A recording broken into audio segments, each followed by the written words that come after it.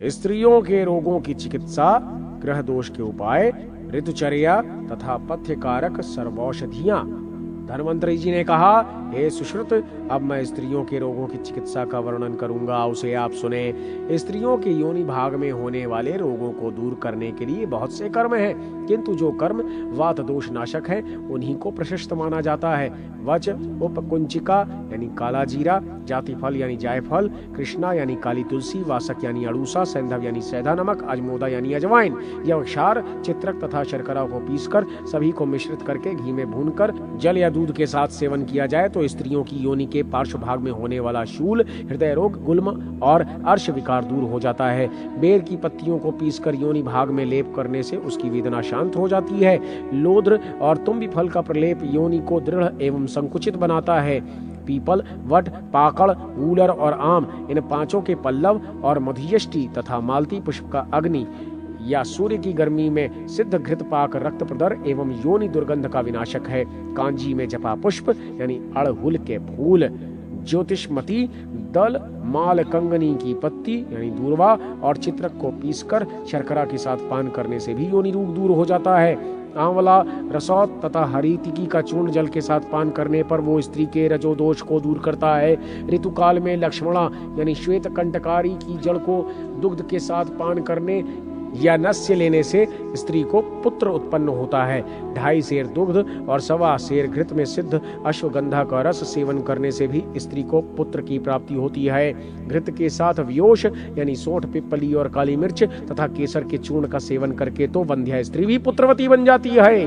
कुश, काश, एरंड और गोखरू की जड़ को पीसकर उनके ही द्वारा सिद्ध गोदुग्ध एवं शर्करा का पान करने से गर्भिणी स्त्री के उदर भाग में होने वाला शूल शांत हो जाता है।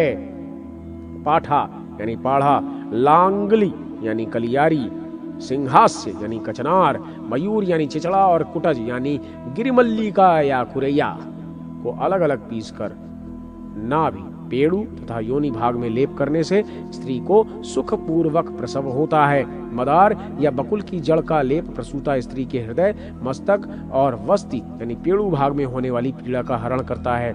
ऐसी स्थिति में स्त्री को दही अथवा गुनगुने जल में यवक्षार को मिलाकर पीना चाहिए। 10 मूल के क्वाथ से सिद्ध घृत पाक भी प्रसूता स्त्री की पीड़ा का विनाशक है। दुग्ध के साथ साठी चावल का चूर्ण सेवन करने से प्रसूता स्त्री को दूध होने लगता है। विदारी, कंद, सतावर तथा कपास के बीजों का योग भी प्रसूता के दुग्ध वृद्धि में सहायक है। स्तन शोधन के लिए प्रसूता स्त्रियों को मूंग का जूस पीना चाहिए। कूट, वच, हरितकी, ब्राह्मी, द्राक्षा फल, मधु और घृत का योग रंग, आयु तथा सौंदर्य वर्धक होता है। इन सभी औषधियों का लेह बालक को चटाना चाहिए। स्तनजन्य दूध का अभाव होने पर बकरी अथवा गाय का दुग्ध बालक के लिए उचित होता है। बच्चे की नाभि में सूजन आ जाने पर उसको अग्नि में गर्म की गई मिट्टी से सेकना चाहिए। वमन, खांसी और ज्वर होने पर मुस्त यानी नागरमोथा तथा विषा यानी सोठ के चूर्ण को मधु आदि के साथ चाटना या क्वाथ बनाकर पीना चाहिए। नागरमोथा, सोठ, गूलर, बिल्व और कुटज यानी कुरैया नामक औषधियों का रस अतिसार रोग का विनाश करता है। व्योश यानी सोंठ, पिप्पली और काली मिर्च, बिजौरा नींबू तथा मधु के योग से हिचकी और वमन रोग दूर होते हैं। कुष्ठ यानी कूट, इंद्रयव, सरसों, हल्दी तथा दूर्वा रस से कुष्ठ रोग पर सफलता प्राप्त की जा सकती है। महामुंडनिका, महाश्रावणिका तथा उदीच्य यानी हीरे या चोप चीनी के क्वाथ से स्नान करने पर ग्रह का दोष दूर हो जाता है। ग्रह दोष होने पर शरीर में सप्तपर्णी, हल्दी और चंदन का लेप करना चाहिए। शंख, कमल गट्टा, रुद्राक्ष, वच तथा लौह आदि धारण करने से भी ग्रह दोष दूर होता है। बालकों पर ग्रह दोष का प्रभाव होने पर निम्न मंत्र से उसकी शांति का प्रयास करना चाहिए। ओम कंग टंग गंग गंग वैनतेयाय नमः। ओम ओंग हांग हः। इस मंत्र से मार्जन करने तथा बलि प्रदान करने से अरिष्ट ग्रह शांत हो जाता है। बलि प्रदान करते समय निम्न मंत्र का उच्चारण करें। ओम ह्रीं बालग्रहाद बलिम गृहीतम बालम मोच्यत स्वाहा। इस मंत्र का जाप करें। फिर से सुनिए। ओम ह्रीं बालग्रहाद बलिम गृहीत बालम मुच्यत स्वाहा। चावल के धोवन में शीरीष वृक्ष की जड़ पीसकर पीने से विष दोष दूर हो जाता है। चावल के ही पानी में मिलाकर पीसे हुए श्वेत फूल वाले वर्षाभू पुनर्नवा का रस सर्पदंश के विष को दूर कर देता है। दही, घृत, चौराई, गृह धूम, हल्दी, मधु तथा सेंधा नमक को पीसकर पीना विषनाशक है। घृत मिश्रित सिंघोर की जड़ का क्वाथ पीने से भी विष दोष दूर हो जाता है। जो औषधि वृद्धावस्था को दूर करने का सामर्थ्य रखती है उसको रसायन कहा जाता है। रसायन की अभिलाषा करने वाले लोगों को वर्षा आदि ऋतुओं में यथाक्रम सेंधा नमक, शर्करा, सोंठ, पिप्पली, मधु तथा गुड़ के साथ हरितकी नामक औषधि का प्रयोग करना चाहिए। अर्थात वर्षा काल में सेंधा नमक, शरत काल में शर्करा, हेमंत काल में सोंठ, शिशिर काल में पिप्पली, वसंत काल में मधु तथा ग्रीष्म काल में गुड़ के साथ हरितकी का सेवन प्राणियों के लिए रसायन का कार्य करता है। ज्वर की समाप्ति पर व्यक्ति 1 हरितकी, 2 बहेड़ा, 4 आंवला, मधु और घृत का सेवन करके 100 वर्ष तक जीवित रहता है। दूध तथा घृत के साथ अश्वगंधा नामक औषधि तो प्राणियों के शरीर में होने वाले सभी रोगों का विनाश करती है। मंडूक पर्णी और विदारी कंद का रस अमृत के समान है। मनुष्य तिल, आंवले और भृंगराज के सेवन से शतायु बन जाता है। त्रिकटु, त्रिफला, चित्रक, गुडूची, शतावरी, विडंग और लौह चूर्ण मधु के साथ मिलाकर खाना सभी रोगों का विनाशक बन जाता है। त्रिफला, पिप्पली, सोंठ, गुडूची, शतावरी, विडंग तथा भृंगराज आदि का सिद्ध रस भी सभी रोगों को विनष्ट करने की शक्ति से संपन्न होता है। 1 भाग शतावरी तथा 10 भाग दुग्ध से कल्क बनाकर शर्करा, पिप्पली और मधु से युक्त घृतपाक अत्यंत पौष्टिक होता है। चिकित्सा में प्रतिमर्श, अवपीड, नस्य, प्रवपन तथा शिरोविरेचन ये 5 कर्म कहे जाते हैं। क्रमशः माघ आदि प्रत्येक 2 मास की एक ऋतु होती है। इस प्रकार 1 वर्ष में 6 ऋतुएं होती हैं। इन सभी ऋतुओं में अग्नि सेवन, मधु, दूध और दही के विवर्त आदि का सेवन करना चाहिए। मनुष्य को शिशिर ऋतु में स्त्री के साथ रहना चाहिए। वसंत ऋतु में दिन में सोना उचित नहीं है। वर्षा ऋतु में दिवा निद्रा तथा शरत काल में चंद्र किरणों का सेवन मनुष्य के लिए त्याज्य है। साठी चावल, मूंग की दाल, वर्षा का जल, क्वाथ और दूध पथ्य है। नीम, अलसी, कुसुम्भ, सहजन, सरसों, ज्योतिष्मति तथा मूली का तेल भी प्राणी के लिए पथ्य माना गया है। ये कृमि, कुष्ठ, प्रमेह, वात, श्लेष्मज दोष और सिर में होने वाले पीड़ा का नाश करते हैं। अनार, आंवला, बेर, करौंदा, चिरौंजी, नींबू, नारंगी, आमला और कपित्थ नामक फल भी पथ्य हैं, किंतु ये पित्तवर्धक और अग्नि विनाशक हैं तथा इनसे कफ जनित दोष होता है। जल, नागरमोथा, इक्षुरस और कुटज मल मूत्र के अवरोध को दूर करने में समर्थ होते हैं। धामार्गव अर्थात घिया तरोई को सदैव वमन के रोग में सेवन करना चाहिए। पूर्वाह काल में वमन करने के लिए वच के साथ खैर और इंद्रयव का सेवन लाभप्रद है। पित्त दोष होने से प्राणियों का अन्नादिक कोष्ठ सबल नहीं रह पाता। उनमें एक प्रकार की मधुरता रहती है। वात और कफ दोष का आश्रय मिलने से उसमें दोष अधिक ही आ जाते हैं। वात, पित्त और कफ इन त्रिदोषों की समान स्थिति रहने पर उन कोष्ठों की क्षमता मध्यम रह जाती है। उस स्थिति में ना तो उनकी कार्य क्षमता में शिथिलता रहती है और ना उनमें दोषों की क्षमता की अभिवृद्धि। शरीर के अंदर स्थित कोष्ठ का कार्य चलता रहता है। पित्त दोष होने पर निसोध का सेवन करके विरेचन करना चाहिए। सेंधा नमक, सोंठ, निसोध, हरितकी तथा विडंग को गोमूत्र से सिद्ध कर शर्करा और मधु के साथ सेवन करने पर विरेचन में अधिक लाभ होता है। वात दोष के प्रबल होने पर उत्पन्न हुए दोषों में रोगी को 1 भाग एरंड तेल और 2 भाग त्रिफला का क्वाथ पान कराकर वमन कराना चाहिए। 6 अंगुल, 8 अंगुल या 12 अंगुल लंबी बांस आदि की नेत्री अर्थात पिचकारी बनाकर और उस पिचकारी में करकंदू यानी बेर फल के समान छिद्र करके रोगी को उत्तान सुलाकर वस्ति क्रिया करनी चाहिए। निरूहदान या निरूढ़ वस्ति के प्रयोग में भी यही विधि कही गई है। इन दोनों विधियों में औषधियों की मात्रा आधा पल, 3 पल तथा 6 पल होनी चाहिए। इसी मात्रा को क्रमशः लघु, मध्यम तथा उत्तम कहा जाता है। इस वस्ति विधि में शतावरी, गुडूची, भृंगराज तथा सिंधुवार आदि के रस में भावित हरितकी 1 भाग, बहेड़ा 2 भाग और आंवला 4 भाग होना चाहिए। ये औषधियां उदर रोग की पीड़ा को समाप्त कर देती हैं। मधुर, अम्ल और तिक्त आदि द्रव्यों का वर्ग तथा उनका औषधीय उपयोग। धन्वंतरी जी ने कहा, हे सुश्रुत, अब मैं रोग विनाशक मधुर आदि गुणों से युक्त द्रव्यों का वर्णन करूंगा।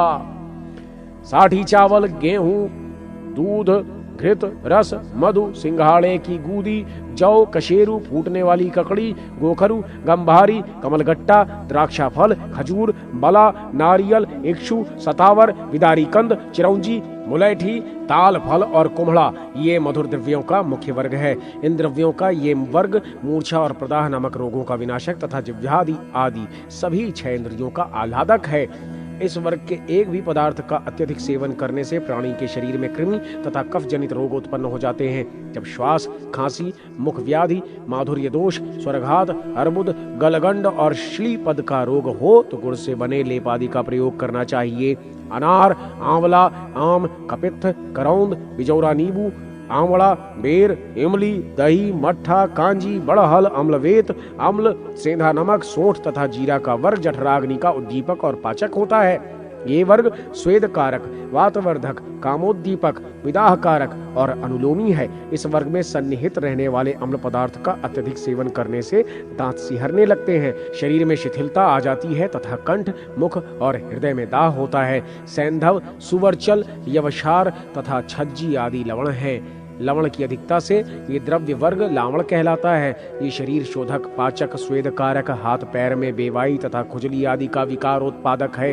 इनमें से एक नमक का सेवन भी मलमूत्रादिक मार्गों में अवरोध तथा अस्थि मज्जादि की शक्तियों को कोमल कर देता है। लवणजन्य रस शरीर में खुजलाहट, कोष्ठकों में शोथ तथा विवर्णता जनक है। उसके दुष्प्रभाव से रक्तवातज, पित्त रक्तज, कामोद्दीपन और इंद्रिय जनित पीड़ा के उपद्रव की उत्पत्ति भी होती है। व्योश यानी सोंठ, पिप्पली, काली मिर्च, सहिजन, मूली, देवदारू, कुष्ठ यानी कूट, लहसुन, बकुची, नागरमोथा, गुग्गुल, लांगुली आदि औषधियों का वर्ग कड़ुआ, अग्निदीपक, शरीर शोधक, कुष्ठ, खुजली, कफ, स्थूलता, आलस्य तथा कृमि दोष का विनाशक एवं शुक्र और मेद का विरोधी है। इस वर्ग की एक भी औषधि का अधिक सेवन करने से वो भ्रम एवं विदाह उत्पन्न करता है। कृतमाल यानी केवड़ा सोमालिका, शरीर यानी वंशाकुर, हल्दी, इंद्रियव, स्वादुकंटक, भोई कुम्हड़ा, वेतलता, बृह, कीद्वय, शंखनी यानी चोर पुष्पी, गुडूची, द्रवंती, मूसाकर्णी, त्रिवृत्य, निशोत, मंडूकपर्णी, मंजीठ, कारवेल यानी करेला, वार्ताकु यानी बैंगन, करवीर यानी कनेर, वास यानी अड़ूसा, रोहिणी यानी कंजा, शंख चूर्ण यानी शंख पुष्पी, करकोट यानी खेखसी, जयंतिका यानी वैजंती, जाति यानी चमेली, वारुणक यानी वरुण, निम्ब यानी नीम, ज्योतिषमती यानी मालकंगनी और पुनर्नवा नामक ये सभी औषधियां तिक्त रस वाली हैं। इनका रस छेदक, रोचक तथा जठराग्नि दीपक है। ये शरीर का अंतर एवं बाह्य शोधन करती है। इस रस के सेवन से ज्वर, तृष्णा, मूर्छा तथा कंठ के रोग विनष्ट हो जाते हैं। इस औषधि वर्ग में से किसी एक औषधि का अधिक सेवन करने पर प्राणी में विष्ठा, मूत्र, स्वेद तथा शरीर शुष्कता के विकार जन्म लेते हैं। यथोचित सेवन न करने से ये रस हानुस्तंभ, आक्षेपक, पीड़ा, मस्तिष्क शूल और व्रण आदि के भी उपद्रवों का कारण बन जाता है। त्रिफला, सल्लकी यानी चीड़, जामुन, आमला, बरगद, तिंदुक यानी तेंदु, वकुल यानी मौलसिरी, शाल, पालकी यानी पालकी, मृदुग यानी मूंग और चिल्लक यानी बथुआ का रस कषाय, ग्राही, रोपी, स्तंभन, स्वेदन तथा शरीर शोषक होता है। इनमें से किसी एक का अत्यधिक सेवन करने पर वो हृदय में पीड़ा, मुख शोष, ज्वर, आद्यमान तथा स्तंभादिक रोगों का कारण भी हो जाता है। हल्दी, कुष्ठ, सेंधा नमक, मेष श्रृंगी, मेढ़ा सिंगी, बला, अतिबला, कच्छुरा यानी शूकशिंबी, सल्लकी यानी चीड़, पाठा यानी पाढ़ा, पुनर्नवा, शतावरी, अग्निमंथ यानी गनियारी, ब्रह्म दंडी, गोखरु, एरंड, यव यानी जौ, कोल, बेर और कुलुथ यानी कुलथी आदि विशेष औषधियों का पृथक पृथक रस एवं 10 मूल का क्वाथ पान करने वाला मनुष्य अपने शरीर में उत्पन्न होने वाले वातज एवं पित्तज विकारों को विनष्ट करने में सफल रहता है। शतावरी, विदारी, बालक यानी मोथा, उशीर यानी खस, चंदन, दूरवा, वट, पिप्पली, बेर, सल्लकी, केला, नील कमल, लाल कमल, गूलर, पटोल यानी परवल, हल्दी, गुड़ तथा कुष्ठ इन औषधियों का वर्ग कफ विनाशक है। शतपुष्पी यानी सोहा, जाति यानी चमेली, व्योश यानी सोठ, पिप्पली, काली मिर्च, आरगवध यानी अमलतास, लांगली यानी कलियारी और घृत तेल आदि से सिद्ध होने वाले अन्य स्नेह पाकों में प्रशस्त माना गया है। बुद्धि, स्मृति, मेद तथा अग्निवृद्धि के अभिलाषी जनों के लिए घृत लाभप्रद है। पैत्तिक विकार होने पर मात्र घृत और वात विकार होने पर उसको सेधांदी नमक के साथ सेवन करना चाहिए। कफ की अत्यधिक विकृति होने पर रोगी को पिप्पली, सोंठ, काली मिर्च और यवक्षार मिलाकर दिया गया घृत श्रेयस्कर होता है। ये घृत ग्रंथि दोष, नाड़ी विकार, कृमि, श्लेष्म, मेदा तथा वात रोग से युक्त रोगियों को भी देना चाहिए। तैल पदार्थों का सेवन शरीर को हल्का और कठोर बनाने के लिए करना चाहिए। ये कठोर कोष्ठकों वाले प्राणियों के लिए लाभकारी होता है तथा वायु, धूप, जल, भार, मैथुन और व्यायाम के क्षीण क्षीण हुई धातुओं से युक्त जनों के लिए उचित है। शरीर की रूक्षता, कष्ट, वृद्धावस्था, जठराग्नि दीपन तथा वात दोष से घिरे हुए प्राणियों को स्नेह युक्त औषधि एवं क्वाथों का प्रयोग करना चाहिए। इसके बाद जब प्राणी के सिर में रोग हो गया हो तो चिकित्सा शास्त्र के नियमानुसार सिर की अपेक्षित शिराओं के समूह को गर्म करके प्राणी को धीरे धीरे सिर का मर्दन करना चाहिए। स्नेह, क्वाथ और वटिका आदि के रूप में प्रयुक्त औषधियों की उत्तम, मध्यम तथा अधम ये 3 मात्राएं मानी गई हैं, जिनमें उत्तम मात्रा 1 पल अर्थात 8 तोला यानी 96 ग्राम, मध्यम मात्रा 3 अक्ष अर्थात 6 तोला यानी 72 ग्राम और अधम मात्रा अर्ध पल अर्थात 4 तोला 48 ग्राम होती है। घृत पाक सेवन में गुनगुना तथा तैल पाक सेवन में शीतल जल का प्रयोग होना चाहिए। स्नेह यानी सहरई, पित्त विकार तथा तृष्णा जन्य दोष में मनुष्य को गुनगुना जल पीना चाहिए। शरीर में जठराग्नि के प्रबल होने पर प्राणी को वातानुलोम, स्निग्ध भाव होने पर जठराग्नि का दीपन, रूक्ष भाव वाली स्थिति के होने पर स्नेहन तथा अत्यधिक स्निग्धता के होने पर रुक्षता उत्पन्न करने का प्रयास करना चाहिए। सांवा, कोदो आदि रूक्ष अन्न, तक्र, तिलकुट तथा सत्तू के अनपेक्षित प्रयोग से वात तथा कफ रोग में अथवा वात रोग में स्वेदन क्रिया करनी चाहिए, किंतु अत्यंत स्थूल, रूक्ष, दुर्बल और मूर्छित व्यक्ति में ये स्वेदन क्रिया नहीं करनी चाहिए। ब्राह्मी, घृत आदि स्नेह पाकों की निर्माण विधि तथा विविध रोगों में उनका उपचार। धन्वंतरी जी ने कहा, हे सुश्रुत, अब मैं रोगों को दूर करने वाले घृत और तैलादि पदार्थों के विषय में बताऊंगा, उसे आप सुने। शंखपुष्पी, वच, सोमा, ब्राह्मी, ब्रह्म सुवर्चला, अभया यानी हरितकी, गुडूची यानी गिलोय, अष्ट रूषक यानी अड़ूसा तथा वागुजी यानी वकुची नामक इन औषधियों के रस को 1-1 अक्ष अर्थात 2-2 तोला लेकर उनसे 1 प्रस्थ अर्थात 4 सेर घृत का पाक सिद्ध करना चाहिए। उसमें 1 प्रस्थ कंटकारी का रस, 1 ही प्रस्थ दूध का मिश्रण भी करना चाहिए। इस घृत पाक का नाम ब्राह्मी घृत है। ये स्मरण और मेधा शक्ति का अभिवर्धक होता है। त्रिफला, चित्रक, बला, निर्गुंडी यानी सिंधुवार, नीम, वासक यानी अड़ूसा, पुनर्नवा, गुडूची, बृहति और शतावरी नामक इन औषधियों के रस से सिद्ध घृत पाक सभी रोगों का विनाशक है। बला के रस से बने हुए क्वाथ में आधा आढ़क अर्थात यानी 2 सेर तिल का तेल पकाना चाहिए। इस क्वाथ पाक के साथ मुलेठी, मजीठ, चंदन, नीलकमल, लाल कमल, छोटी इलायची, पिप्पली, कुष्ठ, दारचीनी, बड़ी एला यानी कपित्त की छाल, अगरू, केसर, अश्वगंधा तथा जीवंती का कल्क और 1 आढ़क अर्थात 4 सेर दूध मिलाना चाहिए। इस पाक को अग्नि की धीमी आंच में सिद्ध करके 1 रजत पात्र में रखना चाहिए। ये तैल पाक समस्त वात तथा धातु रोगों का नाशक है। इस तैल पाक के सेवन से कफजन्य क्षय रोग भी विनष्ट हो जाता है। इसका नाम राजवल्लभ है। 1 प्रस्थ शतावरी का रस, 1 प्रस्थ दूध, 1-1 कर्ष शतपुष्पी, देवदारू, जटामांसी, शिलाजीत, बला, चंदन, तगर, कुष्ठ, मैनसिल और मालकंगनी नामक औषधियों का रस लेकर 1 प्रस्थ घृत को अग्नि पर सिद्ध करना चाहिए। इस घृत पाक के प्रयोग से प्राणियों का लंगड़ापन, बौनापन, लुंजता, बधिरता, व्यंग दोष और कुष्ठ रोग विनष्ट हो जाता है। वायु दोष के कारण जिनका शरीर दुर्बल हो गया है, जो मैथुन में अशक्त हैं, वृद्धावस्था के कारण जो जर्जर शरीर वाले हो गए हैं, आधमान नामक रोग के कुप्रभाव से जिनके मुख शुष्क हो गए हैं, उनके उन सभी विकारों का ये घृत पदार्थ विनाशक है। जिन प्राणियों के चर्म, शिरा और स्नायु तंत्रिकाओं में विकृत वायु समूह प्रविष्ट होकर रोग का रूप धारण कर चुकी है, वो सब इस सिद्ध तेल के सेवन से नष्ट हो जाता है। इस तेल का नाम नारायण तेल है। इस रोग विनाशक तेल की सिद्धि का विधान स्वयं भगवान विष्णु ने बताया था, इसीलिए सिद्ध तेल का नाम उन्हीं के नाम पर पड़ा है। इन्हीं औषधियों से पृथक पृथक अथवा मिश्रण रूप में घृत एवं तैल पाक बनाना चाहिए।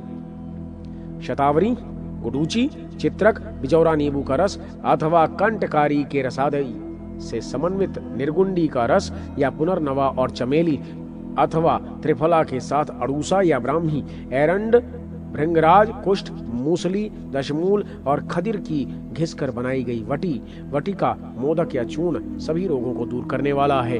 घृत, मधु, जल, शर्करा, गुड़, नमक तथा सौंठ, काली मिर्च अथवा पिप्पली के साथ सेवन करने से सभी रोगों में यथोचित लाभ होता है। इन औषधियों का योग सर्व रोग विनाशक है। चित्रक, मंदार और निसोत अथवा अजवाइन तथा कनेर या सुधा यानी गुडूची, बाला यानी चमेली, गणिका यानी गनियारी, सप्तपर्णी यानी चितवन, सुवर्चिका यानी पित्त पापड़ा और ज्योतिषमती यानी मालकंगनी नाम की औषधियों को एकत्र करके विद्वान को उनका तैल पाक सिद्ध करना चाहिए। इस योग से सिद्ध तेल का प्रयोग भगंदर रोग में करना चाहिए। शोधन, रोपण तथा सर्व वर्णकारक चित्रादिक जो महातेल हैं वे सभी प्रकार के रोगों का निवारण करते हैं। अजमोदा, सिंदूर, हरताल, हल्दी, दारू हल्दी, यवक्षार, छज्जे, समुद्रफेन, अदरक, सरल द्रव, इंद्रायण, अपामार्ग, केला तथा तिंदुक को समान भाग में लेकर सरसों का तेल, बकरी के मूत्र तथा गोदुग्ध को मिलाकर मंद मंद अग्नि की आंच पर पाक करना चाहिए। इस सिद्ध तैल पाक का नाम अजमोदादि तेल है। ये गंडमाला नामक रोग को दूर करता है। विद्वान व्यक्ति को सबसे पहले इस गंडमाला नामक रोग में होने वाली फुंसियों को पकाना चाहिए। तदनंतर उनका शोधन करके इसी अजमोदादि तेल से घावों को भरते हुए उसमें कोमलता लाने का प्रयास करना चाहिए।